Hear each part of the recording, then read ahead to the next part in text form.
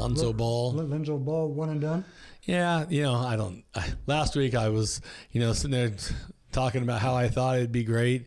I think the Lakers would, be crazy not to take a flyer on them. And then I watched them play against Kentucky, and I was just like the wind left the sails. I was completely deflated at, 4 of 10 shooting, 10 points in that type of game, and to look at his counterpart, it's just, De'Aaron Fox goes out and throws up 38, 39 points, 39 points. It was great. 13 of 20 shooting, 13 of 15 free throws. He brought it. I mean, that's what you have to do in that type of game. And it was funny because Reggie Theus was, after the game was talking about, just some of the play, because you look at even with South Carolina with Sedarius Thornwell, you look at that again. A guy steps up. I mean, this is what it's all about. This is where you earn the extra money, in that lottery pick, because you come out and you're throwing it out there. To me, Reggie Theus said that he thought Lonzo Ball played timid. He took his foot off the gas instead of putting it down on the pedal. And that's the point where, I mean, you look at guys like, would Magic Johnson stop playing? Would Kobe Bryant? I mean, at that point in time, you sit there and say, "Give me the ball. I'm going to, jump on my back and I'm going to take it to him." And that didn't happen. So if I'm not a pro scout, but if I were, I would sit there and think, I'd start questioning. Like I said, I don't think that his game right there wouldn't have, it wouldn't stand up in a D League game. So I was just deflated with that.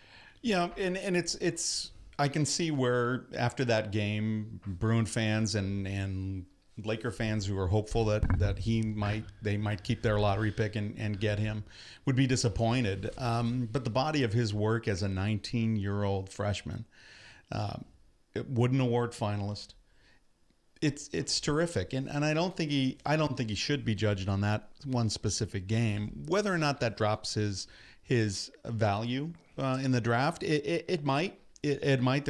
There are flaws in his game, and we've talked about that. There are flaws in the game of pretty much any 19-year-old, but he is way advanced. Now, if you're talking about it from the Lakers' point of view, which is like, as a Laker fan, I don't want this guy.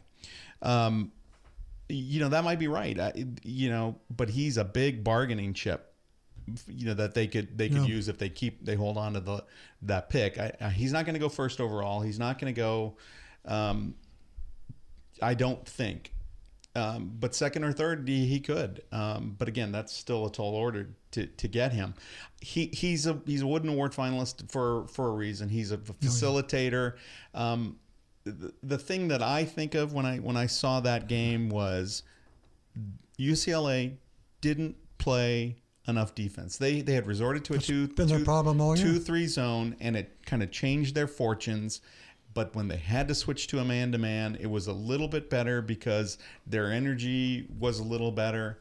But I think that has an impact. And I don't think his stock is lessened in my eyes. It's hard though to listen to his father, just talk him up and pump it up, and I think the kid suffered for that. But I'm sure there's a lot of people who are going, "Oh my God." He played poorly. He can't wait to get the hell out of there. In the locker room after the game during an interview, he says, "Yep, I'm done. Goodbye, UCLA. Thanks for everything." Yeah. I texted a friend of mine, and he said, I think he decided to go to the draft in the handshake line at the end of the game. That guy he was done. And so the next ball comes in. The next Ball brother comes in. That is something to look at, but he's focused on the pros. That's where he wants to be. He's not going to be a terrific player. He's not going to be as good as, say, even Brandon Ingram was. I think it's going to be more like a step below sort of D'Angelo Russell was in his first season. He's got some growing to do. I mean, he's got some development to do. But he did buckle.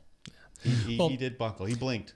And it goes back to the whole, Steve Alford topic now. I mean, when you think of it, I started, reflecting back on that and started thinking, why shouldn't Alfred go? Why shouldn't he? I mean, if you look at these, kids out of high school, they know they're playing their 1 year and done, and they're opting. They want the paycheck. Mm-hmm. Well, so is it wrong for Alfred if all of a sudden somebody's going to throw $31 million at you for 7 years?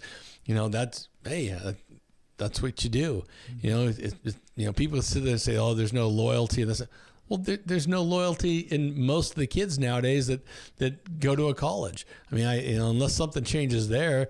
I mean, this one and done. I mean, that's when you start seeing. That's why I think it's always impressive when you watch a team like a Wisconsin or and you see some of the players that are there for that they had the seniors that were there for 2 Sweet 16s and 2 they one Final Four, the whole thing.